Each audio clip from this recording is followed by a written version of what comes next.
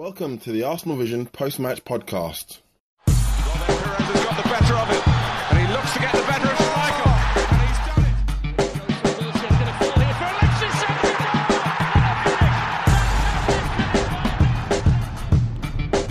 Henry, chance. It was a struggle, but in the end, the Fighting Lee Masons were able to down a valiant Burnley effort, and they sent Burnley home in a river of their own tears. This is the Arsenal Vision post-match podcast. My name is Elliot Smith, and you can block me on Twitter, Yankee Gunner. I'll level with you guys. We were running short on time to record this podcast. I didn't have anything witty to say to open the pod, so I'm just going to go with that. I'm not going to re-record it. I'm not going to stop to think about it. I recommend you don't either. But yes, the Fighting Lee Masons did get the win late. We left it late, but our bald head prevailed. Never, ever had a bad word to say about that guy. Maybe at the time when he denied Hector Bellerin a penalty earlier in the match, but certainly not when he awarded one late in the match, and a well-deserved one nonetheless. And oh, by the way, I hope you're enjoying, as I have, scrolling through Twitter as all of Claret Twitter moans on and on about how Ramsey falls down to the stiff breeze. I personally think it's hilarious, and so does Tim. You can find him on Twitter at Stilberto. Hello, Tim. Hello there. Hello, indeed. Paul is on Twitter at Poznan in my pants. Hello, Paz. Woohoo! I am curious to see what thing I have an opinion on that Poznan in my pants disagrees with. I have a feeling. Yep, that's what it's going to be. And Clive's on Twitter at ClivePAFC. Hello, Clive. Hello, hello. Okay, Scott will be here momentarily to advance my agenda. You'll see what I mean when it happens. In any event, so Tim, hi. Hi. Hi. How was Burnley? Yeah, it's okay. Flick a few V's? Cold? No comment. Give a few wanker signs? No? Okay, fine, fair enough.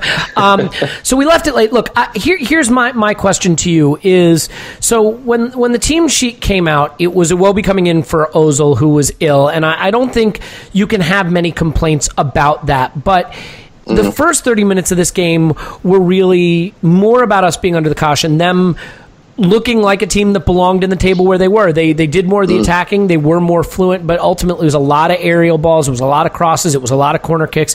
And I think the story of the match, the reason we were in a position to get a result, is the way the back three and Czech handled that first half-hour barrage. How impressed were you seeing an Arsenal team just go out there and repel header after header, especially Mustafi, a guy who's been criticized for being soft? How impressive was the defending that we had to do to get through that first period of the match?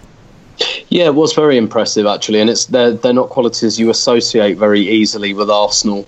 Particularly, our away record this season has come under the microscope a little bit, so that was very, very important because, in a season, if you're going to go anywhere, you've got to show a variety of qualities and you've got to have an answer to a variety of situations.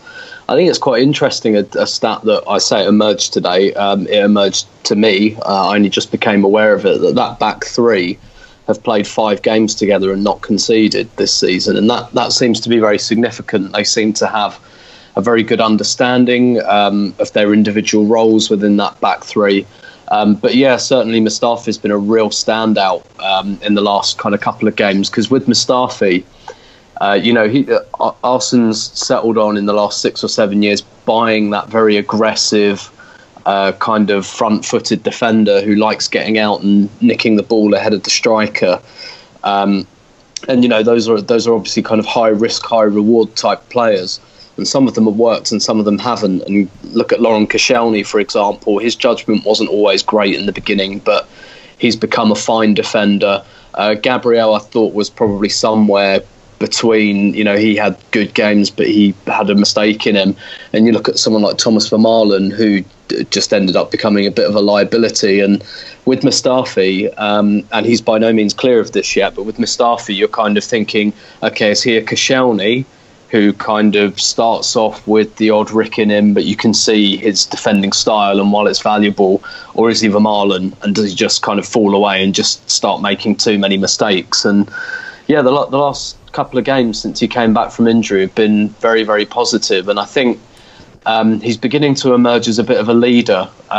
We know he's a bit that Arsène talks up his organisational skills in that back three, but I think his interview after the Tottenham game was very interesting, where he gave the media, quote unquote, both barrels, and probably quite unfairly, because I do think there was quite a lot of truth in the story that he was about to leave. at the end of the window. But at the same time, it's not really for the players to be kind of fair and accurate, a bit like fans. Sometimes their responsibility is to G their team up and do what's best for their team. But that interview was really interesting. That was a real kind of almost a bit of a throwback, a kind of trying to create a siege mentality, I think. And that's really positive. That suggests to me that he's kind of growing into this team a little bit. He's growing into his responsibilities. He feels a part of it. And from the little we do know about why he nearly left in the summer, there were suggestions that he hadn't quite settled, whether that was because of the club or England. I'm not sure. He's lived in England before. He played for Everton. Didn't seem to be a problem then. So it's difficult to piece together what went on behind the scenes. But the last couple of games, he's really emerged as a kind of leader. And it was very pleasing to see that side to Arsenal's game, because we were playing a team. It was this kind of very unholy combination for us of a team who's super organised defensively, but at the moment they're at the absolute top of their form. So they're high on confidence. And I think Scott touched on a lot of things in the last podcast, kind of previewing the Burnley game, that at the moment they're kind of outperforming all their metrics, and that suggests they're probably going to be coming for a dip quite soon. But that hasn't happened yet, and they're super. They're flying at the moment. They played a lot of tough games, and not many teams have got much out of them. And I really don't think, with the exception of Man City, I can't see many of the teams around us getting much more than a scrappy 1-0 at Turf Moor. Mm-hmm. But in that opening half we came under the cosh, and I think you're right to highlight Cech as well. That plays into his qualities. He's that kind of mature, experienced head who's played in the Premier League a long time, and I think he took a lot of pressure off of us as well. He made some important saves. I mean, he cut down the angle well when the guy whose name I won't remember jinked his way free into the box and hit the post. He made the target small. He had some really good catches, some good punches, and helped us ride out that period. And Paul, I think I have a question for you sort of psychologically in terms of how we approach this match. I mean, I think that first half hour or so, we really were under pressure. But after that, the thing that really sort of surprised me is that they weren't as combative as I expected. This was not a team that was bundling us over and nipping at our heels and taking us out at every opportunity and really putting us under pressure with the ball. In fact, Monreal and Koscielny were among our most active passers and progressive passers because they had all the room to carry the ball into the opposition half that they wanted. Burnley really, they didn't make a lot of tackles in their own defensive half. They kind of sat off us, and I think, as we've seen, they play to block shots, they play to crowd the box, they play to make it difficult to play through them. Do you think that maybe we suffered just from being a little impatient? We took more shots from distance. Monreal took a few. Xhaka, who likes to do it anyway, took a few. Were we pressing a little? Do you think we bought into their defensive stoutness or the pressure of the away, our away form too much? And part of the problem is maybe just that we weren't patient enough? Yeah, maybe that. I think I was a little surprised by how progressive they played. And it might have been our team took 45 minutes to get used to the idea that there was actually going to be space around the pitch. Because there was. I mean, there was, that surprised me too, though, Paul. Like, the narrative I thought is it was going to be like, basically a pressure cooker. And that wasn't really how they played, right? I mean, as the first half wore on, we had them pinned back, and we had comfortable possession in their final third. Well, so I think there was space there. I certainly think we didn't make the most of it. Adrian Clark touched on our wing-back position, so that was kind of interesting. That, he highlighted Kolasinac at one point been way too far up the field when the ball was on the other side, so he was never getting a pass and yet not been far enough back to cover when we were countered, if you like. But he was also uncharacteristically poor with like his final ball, right? I mean, he rushed a lot of those opportunities. Normally it's the calm pullback where he picks out a guy. Not the case here. Yeah. And Wenger, I think that's exactly right. And it's kind of gone back and forth between Kolasinac and Bellerin from game to game about who had the spotlight on them going forward. It's been Kolasinac for a while, and then Bellerin had a hot game. Then it was back to Kolasinac. In this one, he was significantly the more attacking and did well getting into the box. But, it's always narrow margins, right? The ball's just a little better and he's a hero. But this wasn't his day to really connect once he got into the box. He had a really good dribble in the second half, I believe, but not a great shot or took a touch too many. We had chances too. I wonder, we talked about this in the last pod and it came up in Scott's section too about how getting that first goal would be so important because it would force them to play out and they couldn't pack their defense as much. And I think once we had them under pressure late, we had the Ramsey chance, right, where 19th minute, Lacazette to Ramsey, and Ramsey skies it over the bar. In the 30th minute, Lacazette finds Alexis in the box. He makes that nice first touch, but can't get by the second man. Maybe, had to stretch for it a little bit. Is that part of it too? There was the cross into Kolasinac, his header that kind of he tried to direct inside the post. It was just passed. We had the Sanchez dribble into the box in the first half where him and Lacazette were hooking up, but he didn't quite get the shot off at the end. So we had maybe 4 or 5, but it still wasn't a lot. But I still would come back to Burnley were probably the biggest piece of it. They were more progressive as a team than maybe we expected, and so maybe we didn't adapt to them. Mm-hmm. And then they were a second team in the second half. I don't think they could keep up that energy level. They didn't press. But that your time is up. Thank you for joining us, Tim. That'll be your delivery. No. I actually, Paul, I bought a buzzer for each of you, and that's actually what that was. I've overtalked it. Okay. No. So I do think Burnley deserve the credit, but just in a different way to the way you and I and the team expected, and they couldn't keep those energy levels in the second half. And Arsène said we were at about 80% in the first half. I think positioning, moving the ball quickly. I did do my going back and watching it a second time, and the one player's performance who zipped up for me was Ramsey. I thought he really stroked it around, moved it, dribbled, kept it going. All that talk about how distance covered doesn't mean anything. It probably does when you're Ramsey, because he's kind of one-paced.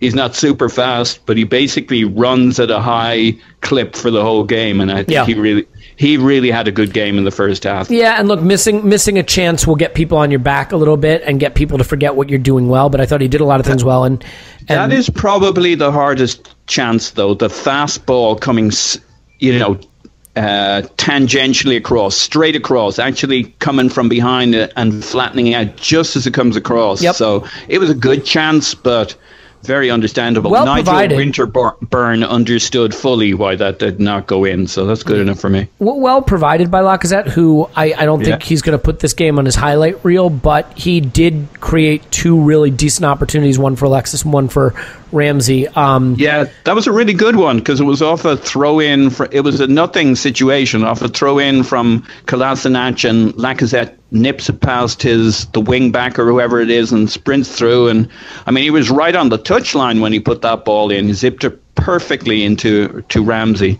Yeah. I'm going to give you some homework, Paul. It sounds like your microphone is doing something interesting, so maybe while we move over to Clive here, you can give it a always with the criticism. Yeah, that's what I'm here for, to moderate and criticize. And you know what? One moment that I just want to mention, Clive, before we come to you, because I think it is really important, and I want to make sure we mention it, because I think the entire game may have hinged on it. In the 48th minute, Burnley gets a 2-on-1 in attack. And it's counterattack. And Koscielny does this really beautiful, savvy move. He fakes like he's going to go after the guy with the ball, but he doesn't commit to it enough, and he tricks him into playing the pass to the other counterattacking player. And Koscielny had left himself enough space to close down that spot, and then the other defenders are able to recover. But it's a really savvy move that he makes, and if you want to go back, you can see it's in the 48th minute.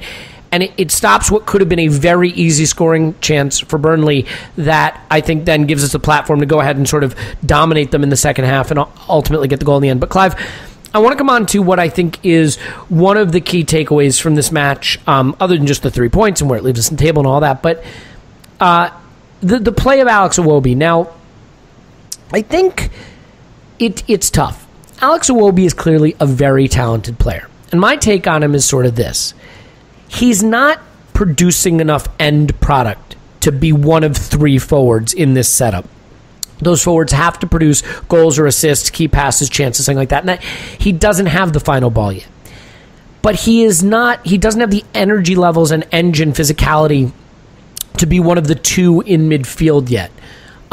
He's a player who could be very influential in a game where you want another body to operate like an extra midfielder. But against a small team like this where the challenge is to break them down, he neither quite fits the profile of a midfield 2, nor has the end product to be a forward. So, 2 questions. What did you think of Iwobi generally? And do you think that he can produce enough in the final third to make one of these 2 positions behind the striker his own?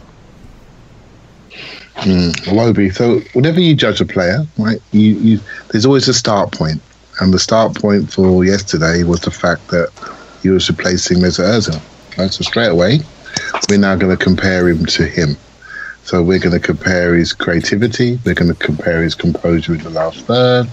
We're going to compare his ability to find space. We're going to compare that lovely front 3 fluidity that we saw versus Spurs and against Everton. And he's the next one in. So we're going to compare him to that.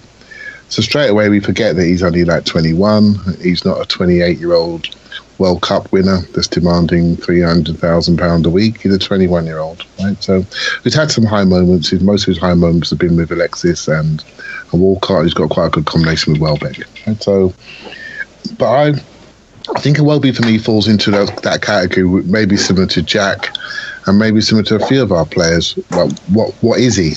Is he a third midfielder? Is he a third forward? Is he a second midfielder? And I'm generally not sure. I'm not sure. One good thing I see a strong frame, a strong physicality. I see a player that's powerful, and in England you can deploy that type of player in many different situations, particularly away from home. But then in my mind, when I think of his best game, for me, one of his best games, probably both been against Chelsea, actually, the Chelsea home game in the 3-0 last year, and the Chelsea away game this year when he did a specific job. He helped out defensively and allowed Ramsey to roam a lot more. And Ramsey was very effective on the day, and Iwobi did a lot of his fetching and carrying. But when I look at him, I've got a few issues with him actually, and some of them are not really fair, if I'm being honest. Oh, I'm here for that. Bring on the unfair criticism, man. That's my brand. Let's do it. Let's be unfairly critical. With my developmental head on I look at him and think, okay, you're new into the team. You're 21, 22, or whatever his age is. And sometimes I watch him play and I think, you should be running around a bit more. I watch you sometimes and I think you're walking. I watch you sometimes and I think you're more concerned about having the biggest pair of shorts on the team. You're more concerned with having your shorts with your socks rolled down to your ankles. You're more concerned with having long sleeves and pretending that you're cold. You're more concerned about looking cool rather than playing very, very hard. I think he likes what he likes. He likes to receive the ball with the back foot and move it quickly and drive and then pop it. He knows he can do that all day. I want to see him start really focusing on some of the things that he doesn't do so well, which is running off the ball without the ball, running very hard after people to track them and tackle them. He's very physical. He's got a massive backside in him. When he goes into contact, he can really push people off. I want to see him focus a lot more on one-on-one duels and focus on the dirty side of the game, because the pretty side of the game, receiving it and the ball flowing through him, he's got that sus. I sometimes think he's a very ugly-looking athlete as he runs and he moves mechanically. I think he's got a terrible run. He runs like John Inman. I mean, Tim will know what I mean. He runs with his hands splayed to the side. He's got a terrible mechanical running action. I want to see him focus on the details that take you from being a promising academy player into being an elite footballer. And if I was his coach, I would be really on at him more than almost anybody, because he has the tools to really go to another level. But when I see things like Big 17 and all this hashtag rubbish, I'm thinking, mate, deliver first before you start all that stuff. Pull your socks up, get the right size shorts, start working hard, because people are comparing you to Mesut Ozil, Jack Wilshere, and those players around you. And if you don't do it, you're going to end up being the butt of criticism by the fans. Mm-hmm. And that's what I will be saying to him. And I could see that even before the whistle started, even before the game started on Sunday. And the moment he does a bad pass or bad movement, people are on him online. And I think some of that he's bringing on himself. Now, this is that sounds a little bit sort of just real quick, because I don't remember if I introduced you, but Clive is on Twitter at your Daaa. No, I'm just kidding. I'm just kidding. Keep going. I'm loving it. Yeah, I know it's unfair. It's unfair, but that's what I would do. I say, sort yourself, because this is what's happening. This is what you have. You have the ability to be really strong and powerful. And technically, he's disappointed me. When he shoots, he leans back. He doesn't drive for the ball. He dances around the football too much. When he's decisive and instant and quick, it's almost as the tougher the game, the better he is. That's what I want to see from him. So when some of his best games come against some of the best opposition, and when he's got time where he thinks he's the big dog, that's when he doesn't produce it. And so I would definitely want to get hold of him and say, look, this is your chance. If you don't take it, you're in a bit of trouble. And I can see the sort of sentiment against him on occasion, which is totally unfair, which is brewing, because we've got some heroes out there in Jack and Ozil, and that's who you're being compared to. Yeah, nice one, Clive. You've driven down his transfer price by about 15 million. Yeah, great. That's just for us. You know, right, no one else did this. That's just for us, right? Well, I have it on good authority that Barcelona Scout listens to this podcast. And by the way, we will do 30 solid minutes praising Francis Coquelin coming up. So listen, Tim, you know what's weird? Tim, when he burst into the squad and made himself like one of the first names on the team sheet last year, he did it playing in that sort of that inside forward position where he was exchanging passes with Ozil and Alexis right on the edge of the area. Remember when Alexis was playing center forward and it was Iwobi and Ozil partnering up and popping up in different parts of the edge of the area, and they were exchanging passes and he looked dangerous. Now I see a player that the closer he gets to the opposition penalty box, the less confident he feels in his skills and his ability, and he plays very few key passes in a match. His XA is very low. His XG is virtually non-existent. I know he has scored for us. But, I mean, is that the problem for you, that in this formation, which is inherently potentially a little bit more defensive, those three players, the striker and the two behind, have to have end product, and he doesn't seem to have it? Yeah, to an extent, yeah. And most players don't really start to develop regular end product till they're kind of about 23. Or so. Even Fabregas, you look at Fabregas's numbers before he turned 22, and he was basically a freak. He was single figures for assists and goals, which surprises people. But when he hit about 23, he really hit his stride with that kind of thing. Even Thomas Rosicky, who, you know, I frequently compare Iwobi to, because he's more of that kind of connecting player, or a bit like Alex Iwobi was.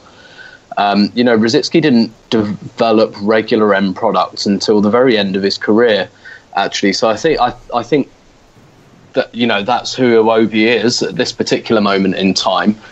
And yeah, of course, that's because Arsenal, the problem for Iwobi is that there's not really much to connect. Arsenal is a bit of a dysfunctional team that just not completely, but relies very heavily on the end product of the front three. So yeah, of course, you take Ozil out and put Iwobi in. That's already, you know, those are some big shoes to fill, and that's a lot of responsibility. But can I just stop you just real quick, sure, before the one thing you will say, like, but that's the job, right? Because if we think we're losing Ozil, someone's got to go in that spot, and it seems clear that the manager, absent the transfer market, thinks this is the guy to go in that spot, at least potentially. And I mean, there is an immense gulf. I'm not going to say in quality or career potential, but in end product and creative opportunities. Yeah, and that's the same issue Jack Wilshere's got. You know, playing in that, and I listened to the discussion you guys had about that after the Cologne game. It's the same, because Wilshere's never been a regular assister or scorer of goals. He as well is more of a connecting player. And that's obviously a problem Arsenal have got to cope with. One observation I will make is that I think one player that really benefits from Alex Iwobi in the team instead of Mesut Ozil is Aaron Ramsey.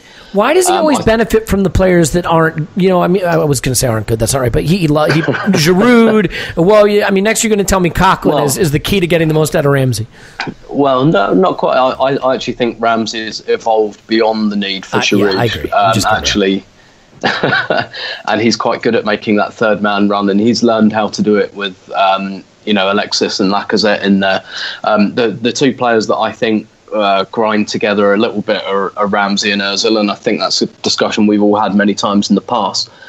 I thought Ramsey was superb again against Burnley, and I don't think it's a coincidence that two of Ramsey's best performances this season have come away at Burnley with Iwobi in there and away at Chelsea. And I think you almost have to invert the roles of Iwobi and Ramsey when they play together, because Ramsey has to work on his end product as well, but actually Iwobi almost becomes more like a central midfielder and Ramsey becomes more like a number 10 when they're both in the team together.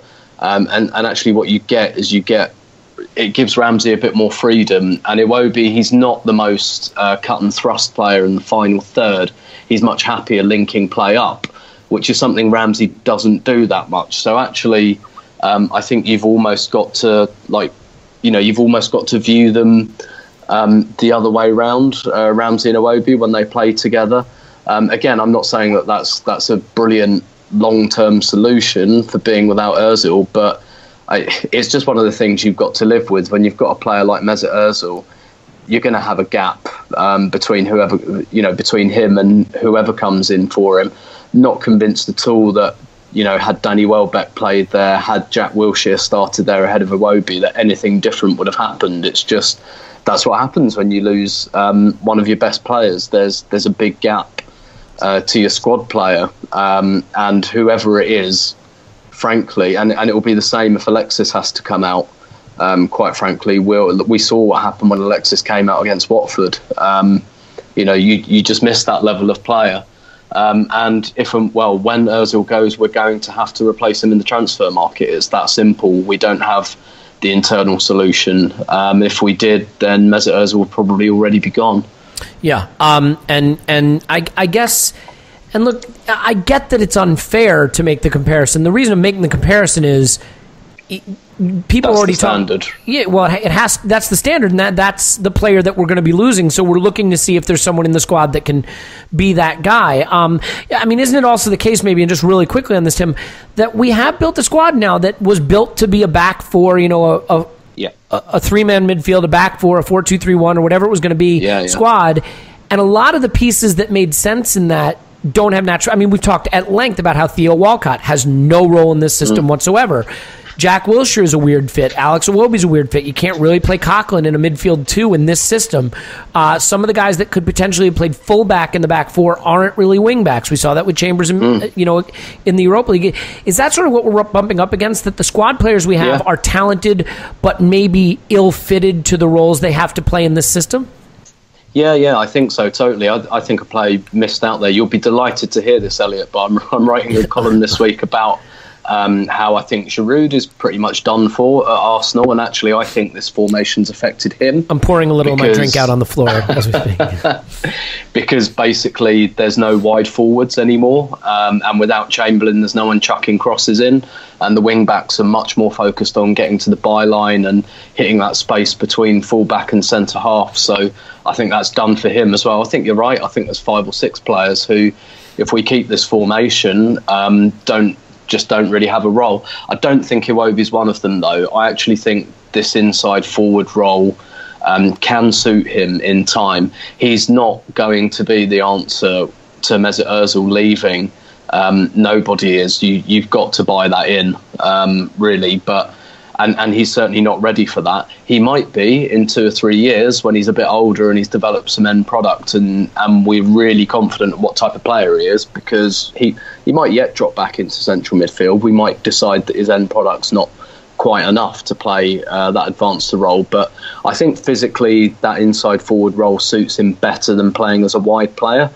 because it means he has to cover shorter distances. Whereas when he was playing on the left wing, you know, he was kind of huffing back, trying to protect his fullback, and he doesn't have to do that as much. It's much more about, you know, covering short spaces and doing some pressing, which I think suits his physicality slightly more. Yeah, well, so Paul, I want to ask you about Iwobi, and I want to ask it in a different way then. So we've covered maybe what the limitations are, but in this match specifically, I mean, it's hard, right? I said, and I probably shouldn't have, that he was trash. That's not fair. He wasn't trash. I think what was frustrating me was how little he was giving us in the attacking third. But you felt he was good in this match. So what I wanted to get from you to kind of balance all this negativity, despite the fact that that is kind of what I'm here for, is what did he do in this match that you appreciated, that you thought he added? What were the traits he brought to this match that helped us? Look, I didn't think he was brilliant, right? Fair enough. I just thought he was okay, and you had said trash, so that kind of ticked off. I get it. So, but what does he do well? What were the Iwobi qualities that we should be celebrating? Usually, what he's doing well, though not particularly in this game, is he's kind of building the XG chain. He's one of those guys who's highly represented in the build-up play that leads to assists and goals. He might be the guy who passes it 2 times or 3 times before the goal or the assist. In this game, not particularly. I mean, you did hit on something. He was basically nowhere near the penalty area. He was 9th out of 10 outfield players in XG chain for this match. Yeah, so he was well down the pecking order. What I thought he did pretty well was against a physical side. He mixed it up pretty good. He scrapped for the ball. He progressed it up the field, got it into their third. And we were a bit hit and miss, and he was a bit hit and miss when we got there. So I didn't think it was great. I thought he was okay. I was mainly saying I wouldn't particularly single him out. I think we had a general problem in the final third, especially in the first half. I thought he was okay. The point I kind of really wanted to jump in on, I don't know what the answer with Iwobi is. I don't think this our current formation or lineup of players particularly suits him. I just don't think that I would say that he's the stand-in for Ozil. It feels that way at the moment, but I think the real stand-in for Ozil might be if he were out for a few months or God forbid we lose him in January. Is Sanchez, and he did it quite a bit in this game where he did the creative role and he dropped back. The nice thing about Sanchez doing that role is he's also a goal scorer, which Ozil has decided he isn't. And I think you put Welbeck in that lineup, and now you've got some players who can really do the damage on the end of Sanchez stepping on the ball and popping them over the top. Him and Lacazette, I think, will be a really interesting combination if we get to see that with Sanchez. Now, hopefully Ozil stays for the season. Hopefully Ozil plays his socks off, doesn't get injured. But I do actually think Sanchez is the better mapping to the Ozil role, and Welbeck and Lacazette would give us a very interesting combination for pushing their team back and giving them more trouble. I think one of the things, and Paul, just quickly, we'll stay with you, and Clive, I'll give you a final word on Iwobi, because it's not the Iwobi cast, it is the whatever we call it cast. But I mean, one area where I think Iwobi could stand to improve, and this is an area where your teammates can get on your back, and we actually see Iwobi get down on himself, and that's transition. There was a play, I think it was the 42nd minute, there was a decent counter opportunity. Iwobi got the ball in good space, he carried it forward, and just sort of clumsily dribbled into a defender. And then on another counterattack, there was a sharply hit pass to him in the center of midfield in a good counterattacking opportunity, and he did a step over, and there was like no Arsenal player anywhere near him. I don't know if you guys remember that. And these two things happened probably within a minute of each other, and you could see some groans from the players around him, and he kind of got down on himself, gave himself like a little shrug, and like, is it maybe that's an area where he could really stand to improve, is being more decisive, quicker, more efficient with the ball in transition? I mean, we are getting more transition chances, and when you screw that up, that's really when your teammates kind of get annoyed with you. Is that an area in particular where if he could improve, it could make a big difference in his ability to play in that position? Yeah, I think so. Certainly in this game. I mean, he has those skills. I mean, he is a really good connecting player around the edge of the box. Maybe he's lost a little confidence. Maybe that's why we saw, as you pointed out, most of his work was kind of between our midfield approaching their box rather than on the edge of their box. Well, you want to hear an interesting statistic, and this is just to cut across you again. It's become kind of a feature, but like Mesut Ozil routinely attempts 15 to 20 passes from the final third, from the middle third that enter the final third. Okay, 15 to 20 a game. So from the middle third, entering the final third. You know how many Iwobi played in this entire match? 0. One pass from the middle third into the final third. And I think that tells you a lot. He did try to run it there. But that's a fair point. That's a way to do it. But that, I mean, again, that's where you're really seeing that ability to get the ball from the center midfield into hurtful positions in attack. So, Clive, I mean, you're a believer that we're using Iwobi incorrectly. I mean, is there a correct way to use him in this system, or does it mean scrapping the system and starting over? Yeah, it means changing the system slightly. I think we sort of did it when Jack came on. The way to Mesut Ozil is very hard to replace because he's unique. The way he connects with multiple people on the pitch. Iwobi hasn't got the experience, the guile to actually do that. So we compare him to somebody that's very hard for him to compare to. But if we went 3-5-2 and put him as part of a 3 in midfield, I think we get a greater chance to see more of him and to see more of Ramsey. So you replace that one special player with 2 very good players. But then you have 2 forwards. And I think away from home, we need to change something, and we did. And I want to get Tim's view. That I felt when Jack came on, we sort of, Alexis stayed higher up, and we sort of had 2 forwards, and we were pushing them back, and Alexis was very lazy, didn't come deep, and we had 3 in midfield, and we supported that way. Rather than having Jack off the side, Alexis off the side, we had a 3 with 2 up, with the wing-backs doing the side. So I think that's the best way to go away from home, especially when Ozil's not there. I think that's the best way to use Iwobi. I think trying to make him be an Ozil in that position off one side, I think is hard. I'd like to see him in the 3 where he can have a bit more flexibility, a bit more protection, a bit more comfort around him, and less things to do. But also he can do the defensive job when Ramsey breaks, but he can also create on a smaller space. And that's how I would like to use him at this age and his level of experience. That's to me the way forward. Yeah, I mean, I'd buy into that completely. I just think the way it is right now and the way he's being used right now, the drop-off is substantial. And it's one thing if we're playing a big club away, and I see how we try to use him in those games. In this game, just philosophically, I don't see it. So, Clive, the second half, I felt like we started to get to grips with it, and then there was the Bellerin challenge in the box, and Burnley fans are crying about, well, they cried about every call all game, and it was ridiculous. Now they'll cry about the Ramsey penalty that lost them the game. But that's a penalty for Bellerin, isn't it? Yeah, well, I would say that. Yeah, I would say it, but Bellerin didn't quite dink it over the player enough. If he dinked it anywhere else but hit the player, he would have got the penalty, but he didn't quite do it. So because the player comes through and takes him out, he takes none of the ball really. Right? Yeah, but he sort of kicks the ball into him, so the referee could deem it that he won the ball, even though he didn't. He already fouled him with his legs. But it's one of those 50-50 calls. I wouldn't say for definite. It wouldn't keep me awake at night. Well, I'll say for definite it was a penalty. Let's do this. Let's put a coda on the Iwobi discussion because there's a lot of it in the segment with Scott, which is about 10 minutes. So we'll step aside, let Scott tell you all the statistics that serve whatever point it was I was trying to make, and then we'll come back and wrap up with some thoughts on Alexis, the win, and where it leaves us.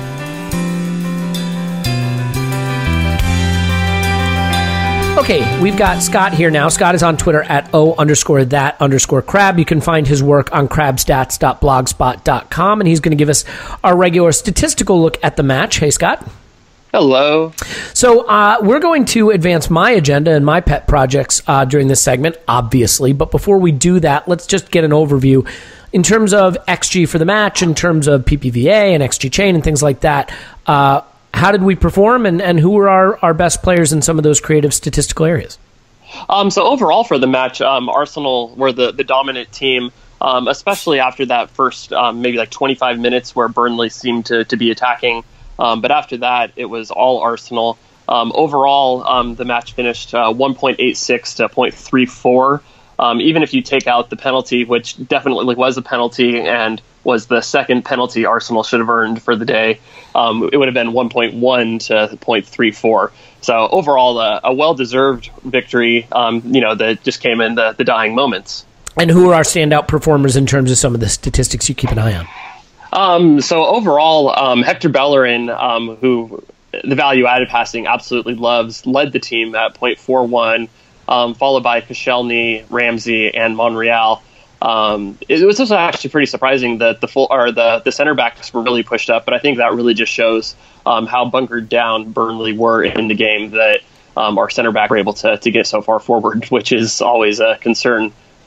Yeah, I think it was part of the pattern of play, though, that Monreal and Koscielny were advancing into the attack and actually became an important part of it, sort of in the absence maybe of someone like Xhaka, who I thought took a little bit of a back seat. Do we see him maybe being less influential in those areas? Yeah, he actually finished the day with one of his worst passing games of the season. I had him at negative 0.02. So he was actually rather poor passing the ball. Yeah, it didn't seem like he was sort of collecting it and starting playing. I noticed he actually played fewer long balls than he usually does. I mean, I think when Shaq is on his game, you see him dominating us in long balls. He actually averages as many long balls in a game as Petr Cech. Didn't play as many in the game. And, I was looking at some tackling statistics. I think 7 a.m. Kickoff posted them, and Burnley didn't do a lot of attacking in their defensive tackling in their defensive half. So I think you could say they kind of let us get to the edge of their area and then sort of drew a Maginot line there and tried to defend deep. But what I wanted to get to that I think is important is the discussion of Alex Iwobi's inclusion. And as we've talked about the main part of the pod, and we'll continue to talk about the main part of the pod, Iwobi was brought in place of the sick, whether you want to put that in quotes or not, ill Mesut Ozil. And this is a real challenge with Iwobi. He doesn't seem to necessarily have the engine for midfield, but he doesn't necessarily seem to have the creativity and end product for one of the forward positions. And a lot of people push back on Twitter to me, sort of suggesting that Ozil was indispensable and saying, sell him, get a fee for him, let him go. So Scott, just in this game in particular, and looking sort of more holistically, what was the drop-off in terms of the creativity and end product we got from that forward position vis-a-vis Iwobi in this game? And then, what exactly do we miss when we don't have Mesut Ozil in that position, statistically speaking? So statistically speaking, Mesut Ozil is by far and away our most creative player. So I went through the games and just kind of did a simple with and without analysis. So it's kind of, similar to like what you'd see like a plus minus in, hockey or basketball or something like that. But this is a very simple, and this is just to kind of get a high level idea of what we do. So Arsenal on a whole score earned 1.89 xG per game, 16.4 shots per game, 2.5 big chances per game. With Ozil, those numbers are 1.96 xG, so about a 10% addition, 17.13 shots, so an extra shot per game, 2.9 big chances, so an extra half big chance, so a big chance every other game with him. And without Ozil, it's 1.77 xG per game, 15.2 shots per game, and 2 big chances.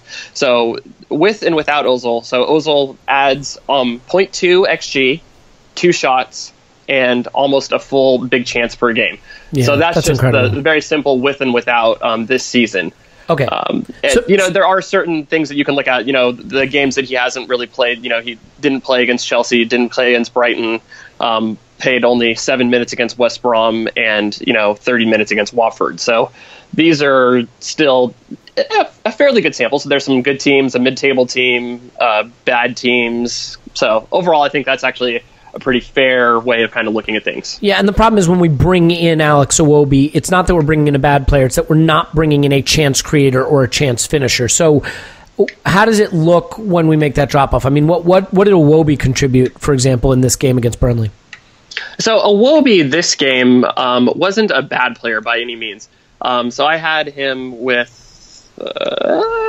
0.24 value-added passing, which is a very solid number. It's in the 87th percentile. And 0.11 XG chain, which isn't that good. But, I mean, for me, XG chain in one game can be a little deceptive unless you're trying to just, centrality of how much they're involved in play. So he was 10% of Arsenal's XG, so not horrible, but compared to Ozil, who is frequently a massive percentage of it, it's quite the step down.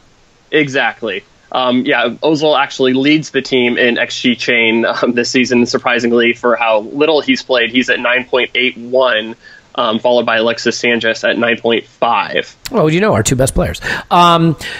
So, yeah, and I mean, I guess in terms of things like key passes, in terms of assists or expected assists, I mean, that's just, we're not getting that from Iwobi like we do from Ozil, are we? No. So Ozil actually is tied for the lead in key passes in the league with 34. So I believe it's David Silva and Cesc Fabregas are both also on 34. The other thing, actually, I was surprised because to me, Ozil is so good at set play delivery, but he actually only has 3 set play key passes this season. So 31 of his key passes have come from open play, which is far and away the league leader. I believe the next one was David Silva at 28 from open play. So he goes from, being tied with people to being, 3 or 4 key passes ahead. And he's also tied with, who's the guy who's tied with, for open play XA, it's Kun Aguero.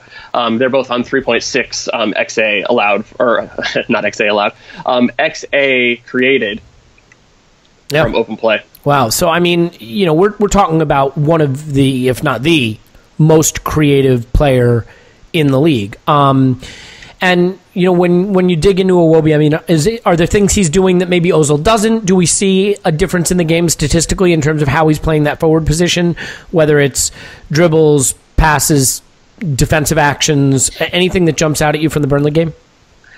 So not especially. To me, the biggest thing, so I've worked on creating a stat that's passing ability, and it looks at basically where you break down the pitch into the 3 zones. So there's the defensive third, the middle third, the final third, and I compare their passing ability in each of those zones compared to league average, and then say how much better are you than the league average passer. Okay, cool. So Mesut Ozil is one of the best final third passers in the league. He's also one of the best middle third passers in the league. Alex Iwobi is good, but not great in both of those categories. And then when you put in the passing value added, where Mesut Ozil is far and away the best player on our team, and he's right up there with some of the top players. So I have Eden Hazard and Paul Pogba is up there with them. So you're looking at the top players in all of the Premier League as the passing value added leaders. Okay. Overall, I have him as the 6th best passer in all of football. Wow. So I mean, I think this desire to just wave away Ozil, while I understand wanting to get a fee for him, and I understand the frustration that his Arsenal career may be ending in ignominy or ignominiously, like there's a lot of creative play that needs to be replaced, and Alex Iwobi, again, young and talented, but not necessarily possessing the skill set or demonstrating the skill set yet that can replace that kind of creative productivity. Just out of curiosity, do you have handy Iwobi's touches or passes in the final third against Burnley? I do. Give me 1 second to pull this up. And I don't want to take this as I don't think that Iwobi is very talented. Because to me, I know when we talked about after the Europa League against Cologne, to me, he was really one of the bright spots in that game. He came on, played 45 minutes, and was absolutely one of the best creative sparks on the team. So to me, he's a very, very good player, but comparing him to someone who is absolute world class just isn't really fair. Yeah. So, I mean, if you give Iwobi 3 or 4 more years, it's possible he could get to that level, but it's hard to say that somebody already at that level is easily replaceable. Yeah, certainly. And so, I think against Burnley, to me, it seemed that we were able to get into advanced positions. We didn't always use them as well as we could have, and maybe that was the difference. I mean, was his final third passing maybe left a little wanting on the day? Yes, I mean, he ended up with 21 final third touches with 3 touches in the box. And then passing in the final third, he had 11 final third passes, and he actually completed all 11 of them. The one thing that he doesn't do, or at least didn't do in this game that Ozil does so well, is Ozil acts as the conduit between midfield and the final third. So if you look at, so I have a look at a thing that's final third entry passes. So it looks for passes that start outside of the final third and then go into the final third. Makes sense. Iwobi was 0 for 1. So he only tried one shot or one pass to move the ball into the final third. Sanchez, I'm sorry, not Sanchez. Ozil. That guy. Sorry, too many names going through my head. Too many numbers, too many names. He usually leads the team with 15 or 20 of those passes per game. So that's really telling. I mean, the fact that he is often and frequently making the pass that takes us from that build-up phase into the attacking phase, and we didn't see that maybe as much from Iwobi. Let's leave it there. I think that's a lot to digest and a lot of good overview on just how special Ozil is and how much we have to replace if, in fact, he is going to slide his way out of the team, although certainly no indication that's happened yet. He's just ill. We're not going to put any quotes around it. In any event, Scott's on Twitter at _that_crab. Scott, I really do appreciate you coming on and adding this sort of angle to what we do, which is pretty much just senseless ranting. So thanks a lot. Thank you. All right, we'll talk to you after, Huddersfield, midweek. Have a good early part of your week, but, dig into the data. We'll need you in a few days. Thank you. Cheers.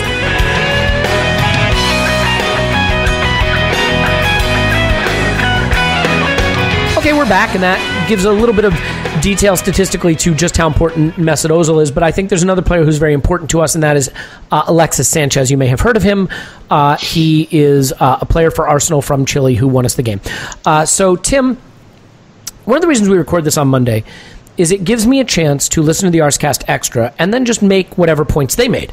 But I find myself having to disagree, and it's dangerous because there's no possible chance that I am right and Andrew is wrong, or anyone from the organization that is Arsblog, including yourself, is wrong. But they were a little bit critical of the performance of Alexis, I thought, and I saw it very differently. I thought Alexis did a little bit of everything. I mean, he did some Alexis-y stuff, but he wasn't dispossessed in the game. First time all season that hasn't happened. He attempted the most key passes. He scored the goal that won us the game. He had several shot opportunities. He created several opportunities. I mean, I'm curious to see your take on Alexis popping up all over the pitch and trying to play the role of really two forwards in this game. Yeah, I think that did it. He was missing his mate a little bit, basically, in Ozil, because he always, we say it very regularly, they always look to combine. I thought his performance kind of reflected the team's. In the first half, there wasn't a lot that was meaningful that came from Alexis. But that said, in the second half, we moved him a little bit more central. So in the first half, he was, he's very much kind of out on the left, and Kolasinac wasn't having a great game either, and that partnership didn't really get going. In the second half, and Clive alluded to it there, it almost became a bit more like a 3-5-2, and Alexis became, or a 3-5-1-1. Alexis became more of a number 10, basically, in the game, and then we tried to use kind of Ramsey getting forward, which he did to great effect to win the penalty, but I thought his kind of switching of play became much better. The problem was he was switching the play to Bellerin quite a lot, but then Bellerin was finding himself crowded out, really, and what he needed was Alexis to then very quickly sprint over there so he could try and combine with him, because quite often Bellerin was just looking back inside rather than trying to beat the man. He was looking for a combination that wasn't really there. I don't think it was Alexis's best game, but I think you're right. He wasn't as he was a bit more considered with the ball than he quite often can be.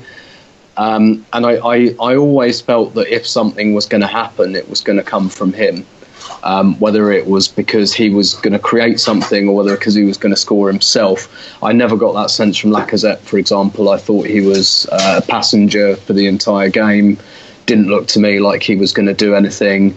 Iwobi wasn't going to score a goal. I thought it'll either be Alexis or Ramsey, or more likely it will be Alexis setting Ramsey up or something like that. So yeah, I thought, considering the breadth of Alexis's talent, I thought it was a bit of a 7 out of 10 game for him. But he was certainly our most imposing player, I think, without doing that thing that he can sometimes do where he just completely takes everything over. I don't think there was really any of that going on. I think he was perhaps a little bit more considered. But that said, I don't think he was slicing Burnley open every few minutes. No. He was our clear danger man, but he wasn't significantly so. Yeah, I mean, I think it is interesting, by the way, that like a lot of the chances in this game fell to Ramsey, and Lacazette provided Ramsey. I mean, his late runs seemed very important, and maybe there was something by design to that to try to get the center backs to be drawn to Alexis and Lacazette, and let Ramsey run into the space they left, and they didn't really do that a whole lot. I mean, the few times they did, Ramsey got into space and then they either blocked a shot or he blazed over.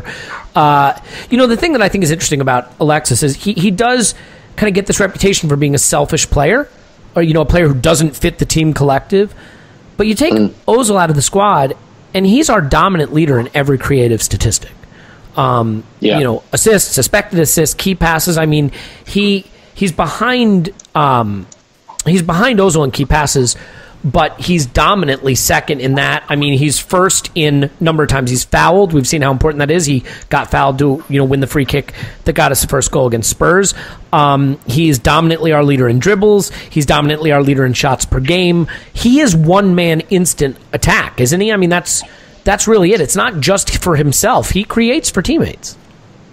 He does. I still think he does kind of play for himself, but I don't think that's necessarily a bad thing. Let me ask you to expand on that just for a second. I mean, he takes the extra dribble to make the time for a run, to keep... I mean, isn't it more, not playing for himself, but more that he doesn't want to lay it off if he can avoid it? He wants to play an over-the-top curling ball behind the defense, or a slid-through ball to a runner. Like, isn't it sometimes that he just holds the ball too long, looking to have a really hurtful option instead of the easy, quick option? Yeah, it is, and it's because he's got quite a dominant personality. As soon as the penalty was given, Lacazette wasn't on the pitch, and I take it that Alexis is second in line after him if Giroud's not on either, although I'm quite nervous about that because I don't think Alexis is a very good penalty taker generally. But honestly, the second that penalty was given, it looked like there was a little bit of confusion over who should take it. There were a couple kind of looking. Alexis had the ball under his arm straight away. And kind of Ramsey was looking a bit mournfully over, as if to say, I could take, but Alexis like, nope, this is mine. He won the Copa America. Mine. I mean, in a pressure situation, I still think I trust him. Yeah. And of course, he scored the penalty against Burnley in stoppage time earlier this year as well. Good point. He wants that big moment. And a little bit of that is almost like the ego of a centre-forward. And I know Paul made a lot of references last year to him kind of wanting to win the Golden Boot. And I thought there was a lot of stock in that he wants the goals, he wants the assists. And I do think it probably comes from... a fairly egotistical place, but I think that's fine because it benefits all of us. Yeah. So if you're hearing a little bit of Skype chat in the background, that is because the police are chasing Paul from his Walgreens parking lot. So goodbye, Paul. We adore you. Paul's on Twitter at Pausing in My Pants, and I'm sorry that he could not make it through the end of this. And Tim, I apologize for cutting off what really is podcasting gold that you were producing here, that you're spinning. But I do want to make sure that Paul's absence is noted and his contribution is appreciated. We'll start to wrap up anyway. But Clive, just at the end there, obviously we get the penalty. We get the goal that wins the game, and in the context of the season, we talked about it after the Spurs game. You beat Spurs, but then everybody's expecting you to go to Burnley and drop points. And forgetting how we got there in the end and the fact that Match of the Day and the commentators and the fans and everybody associated with football is furious at us for winning a game we deserve to win by every measurable metric, how important is it to confirm the Spurs win by going to Burnley, getting this win, and starting a run? Yeah, it's very important. I thought it's a massive game. It's very important. And you know what? I thought we did a pretty good job of analysing the Spurs game, and we spoke about our exit strategy. We spoke about how we ignored centre midfield and basically had a zero-man midfield and worked down the sides and played. It suits our squad. Yeah, it suits our squad, right? And that was the story of the day. Well, you know what? We amateurs managed to analyse the game pretty well, and I thought Sean Dyche analysed it pretty well, and he blocked off our sides. I thought they won the battle in wide areas, made us work very hard. They forced us into the middle. We were disconnected, and it was a bit of a battle. But the whole game, every game has its own storyline, right? And Burnley wanted to score first, sit in, 1-0 win, maybe catch us on the break, make it 2-0. That's what they wanted to do. And we held out. So this game was won during our worst period. When they hit the post, that's probably the turning point. And they didn't get that goal. That was a mistake that we made. They hit the post, and from then on, we started to push forward and press them back and play the game in areas where they weren't so comfortable. They thought they would hold out. They nearly did. I'm so glad they didn't, because that type of football, although it has its place, I don't want it to be rewarded too much, because otherwise we're going to watch, as fans, we're going to watch so many games, attack versus defence, and it's not really competitive, right? So give me Spurs games all day long where two teams are going at it. We don't have all of the ball. We have to hang in there. I want to see more competitive football, but because of where the Premiership is going, the landscape, the money, there are loads of games like we saw at the weekend, and Burnley were more competitive than many other teams. And I don't want to criticise teams, because they can only do what they can do with their own resources. But what we saw Huddersfield do, although they scored, is a classic Premiership game. Small team versus big team. Small team sitting in and doing the old Mourinho defensive block, fullbacks narrow, wingers and making like auxiliary fullbacks and barricading the box. And so I'm glad when we get late winners. I'm glad when it hurts teams like that, because it makes them more adventurous. And as the fan, we will get a better product to watch. We'll get better games to watch when they realise that it's not working. So I don't care how unlucky it feels. I just don't care. I want them to feel the pain, because they didn't really play us for long enough. Right? No. So, and that's my personal views on football, really. And you know, look, I mean, I think it is easy, you guys, to be critical of the team when the attacking performance is not as swashbuckling and is not as effective as we'd like it to be, that lacks that cutting edge. But that makes it really easy to overlook what was, I thought, a very important, assured, confident, competent defensive effort on our part. I mean, I can think of way too many losses at places like Bolton Wanderers where the ball was just lofted into our box all game, and we looked like Keystone Cops back there. And I think the first 30 or 40 minutes or so of this game could have gone that way. And it was the defensive effort that kept us in it. And then ultimately, our quality showed. I mean, XG is not everyone's cup of tea, I understand. But by any metric you look at, we created just enough chances to just about have won this game. They blocked some chances. We missed a few chances. There was a penalty we didn't get, and then ultimately the penalty we did. Tim, it's midweek football this week. It's Huddersfield at home ahead of United at home. The manager's already come out and said Mesut Ozil is transferring. I mean, ill. Just kidding. I'm just kidding. Nobody panic. So in your mind... Well, first of all, let me just ask it real quick. I don't want to dive into it. Any quotes, air quotes, around Mesut Ozil being ill, or do you just believe it, take it at face value, and there's nothing more there? When I first heard it, I had very much had air quotes, because Ozil always seems to get ill when we have an away game up north. But to be honest, the story that subsequently came out that he'd travelled with the team, and then he was sent home, and then we had to rush Ainsley Maitland-Niles up, and he's not available for Huddersfield at home on Wednesday. So I think the story kind of checks it out, and I take it at face value. I would like that to be the case, and hopefully all's well for United. But then that raises the question, rotation. Obviously, I don't think you can go with Europa League-style rotation against Huddersfield, no. even at home. What is the right amount of rotation, and what do you suspect he will do?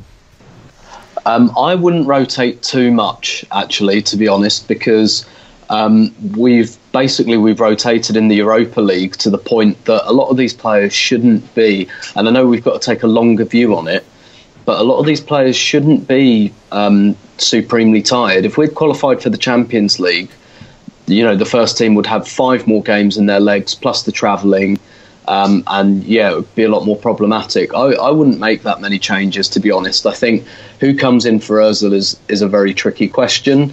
I'm not sure whether Iwobi will get that chance again, and whether it will be Danny Welbeck or whether it will be Jack finally get his chance, although I'm not that convinced he's been pushing that hard based on his performances so far.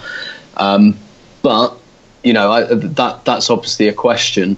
Other than that, I don't think we need to break up that back three. I don't know that we've really got anyone that we can bring in at wing back. That's maybe where I'd look at making a change if I thought we had kind of good backup there. But unfortunately, we don't really. Bad news, friend. Yeah, exactly.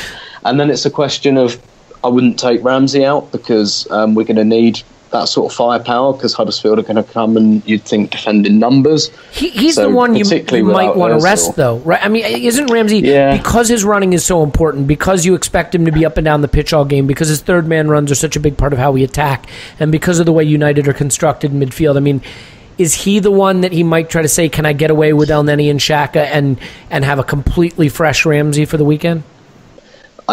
No, just because there's not enough. There's not enough firepower in that, and we're already without Ozil.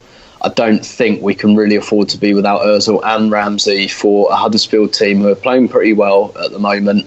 They pushed Man City all the way on Sunday, and I'm hoping that tells on them come Wednesday night. And this one, we might have to be a bit patient and wait for that last 20 minutes. But I wouldn't. I just don't think against an organised team like that we can afford to be without Ozil and Ramsey at the moment. What I'm quite interested in is I've got a feeling he might rotate Lacazette out. Whether that's for Welbeck or Giroud, we'll see. I wouldn't mind betting on either. If there's going to be a rotation, that's where I see it happening. You don't think it could be Welbeck for Iwobi instead, and then he might say, you know what, Iwobi didn't give me enough cutting edge? Could be, but I just wouldn't be surprised if Lacazette doesn't start, if he's the one rotated out. I don't see, there's no way he'll take Alexis out, and nor should he. We've already got a question over who replaces Ozil. I don't think he can afford to take Ramsey out. The only other one you're really looking at is maybe he can rest Xhaka and play El Neni, for example. But like I say, they haven't been playing European football. They've been playing once a week. Xhaka covers like 2 kilometers a game. What do you need to rest him for? Yeah, exactly. He's not exactly. I think you're right. I think in the ordinary run of things, Ramsey might be the one you identify, but without Ozil there, I think that's too difficult. You're putting everything on Alexis's shoulders then, aren't you? Exactly. Although Ramsey might make a decent impact sub, as he did against Leicester on the first game of the season. So I think Lacazette is the potential one that Wenger looks to rotate. And Wenger didn't even bring Giroud on against Burnley, and we know how Wenger feels about Giroud, and he might. I wouldn't be surprised if he started him almost by way of apology for hurting his feelings on Sunday. See, I think Jack could get his first start, and I think it could be Wilshere and Alexis behind Welbeck. And that gives him maybe a little bit more creativity, and then he could go. I know there's a lot of rotation, but he could go El Neni and Xhaka and ask Jack and Alexis and Welbeck to try to pick the lock, and know that he's got Ramsey on the bench, he's got Lacazette on the bench, he has some options to change the game. The interesting thing is, look, I'm with you in this sense. These are players who are Champions League caliber players. They will have been used to playing 2-3 important games a week, right? Or two important games every 7 days. I don't think it's too much to ask him to go with his first choice 11 on Wednesday and his first choice 11 on, are we Saturday? Saturday evening. So Wednesday, Saturday. I don't think that's too much to ask. I think obviously, with Ozil not playing Wednesday, there's forced rotation right there in some respect. But, Clive, I mean, you have any difference of opinion as we finish up here? You think that's how we'll do it? Yeah, I think one of the reasons why Ramsey is playing so well is because he's not playing 3 times a week. I would definitely have him on the bench. I just don't trust the old calves and hamstrings. And the only time he played, I think, a couple of times a week was for Wales, and we had to drop him for the next game because he couldn't play. So I see him as very important. I fancy the 3-5-2 for this game. I fancy Iwobi to play. He's not going to do that. By that I mean Iwobi and Jack to play. I think Jack will take Ramsey's position and Iwobi play. And I'd rather see Welbeck and Alexis up front. I think Huddersfield are going to sit in. And I think we're going to have more of the ball. So things that we're more concerned about, where we saw the weekend in the first half, are not an issue. I think Jack's due a start. I just see the rotation kind of thing. Manchester United is massive. These top 6 games at home are very important. The first team, our first 11, is so much better than anything else we have. And so we've got to do everything in our power to make sure that as much of that is out there as possible for Saturday night. Because let's be honest, the back 5... dropping points to Huddersfield at home is arguably worse than dropping points to... I mean, look, I realize dropping points to United makes it harder to catch them, but like... Yeah. If you beat United at home, but you rotated so much, you dropped points to Huddersfield at home, like you kind of defeated the purpose, right? So we need these points first. Yeah. These are the first points. You are absolutely right, and I suppose I'm saying what I'm saying, but I don't mind if I'm wrong. I think Manchester United play Watford away, I think, in midweek, which is a really hard game, and then they play us. So they've got a tough week. They can't afford to rotate, and we're at home, and everyone's going to expect us to win. So if we win and they drop points, that game's going to be really significant, and it's going to be significant anyway. And I fancy us to win it. We all know the 11 we want to play on Saturday night. If that gets out there with the level of fitness, and I think we've got a good chance. But yeah, you're right. Well, you've got to do Huddersfield first. Here's what I would do. Important. I'd go 4-4-2. I'd play Mertesacker and Giroud up front and just pump balls into the box all day. I think Giroud may get some minutes. I think is he fit? I think you can. Yeah, he's fit and he's sulking, he's broody, and I think he's going to get some. I think he'll get some time. And actually, so against the team that's going to be in there, against a team that's going to be in their box, he's not a bad option, is he? It's not a bad option. So if there is a game to play him, this is the one. Cool. The only thing is, him and Alexis don't really flow together, do they? So it's quite frustrating to watch that partnership. So looking forward to him going full Europa League 11 and taking a 3-0 loss at home to Huddersfield. Hey, look, just a final word, and I think you guys would agree with this point. After the Ozil T-Gate thing, the club came in for a lot of criticism about doing a funny, silly little reply to a journalist. We covered it at length. But the argument was they shouldn't have done it because they knew the abuse he'd get. And my argument was you can't stop posting the way you want to post just because there are bad people. And all you have to do is look at Arsenal's posts for the Rainbow Laces campaign and see all the hateful, horrible, homophobic, ugly comments posted underneath that to know that if we let that kind of behavior and that kind of sentiment govern how we engage with each other, it will destroy the fabric of our society.